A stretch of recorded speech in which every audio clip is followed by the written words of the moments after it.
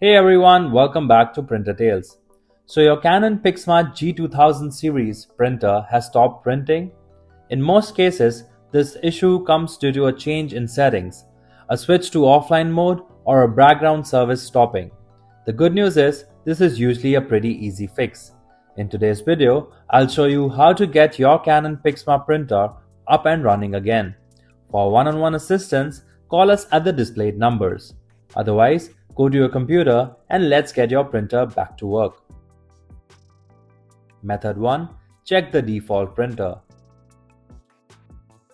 On your desktop, click on Search and open the control panel. Click on Devices and Printers. Look for Canon Printer and right-click on it. Click on Set as Default Printer. If your printer has started working, subscribe to our channel. Also, for additional help, call these numbers on the screen. Otherwise, let's check your printer status.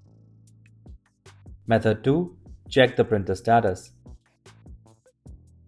Open the control panel and click on Devices and Printers. Right-click on your printer and then click to see what's printing. Click on Printer, then uncheck and use the Printer Offline option. If you're facing more issues with your Canon printer, please let us know in the comments. If the issue still persists, let's restart the print spooler. Method 3. Restart the print spooler. Press the Windows plus R key together to open the Run dialog box. Type services.msc and click on OK. On the Services window, find the print spooler and right-click on it. In the list of actions, click on Restart.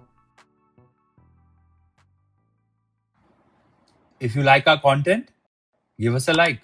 And if you want to learn more, subscribe to our channel. You can also visit Printer Tales or call us on the following contact numbers. If you think we haven't covered your printer yet, you can let us know in the comments section.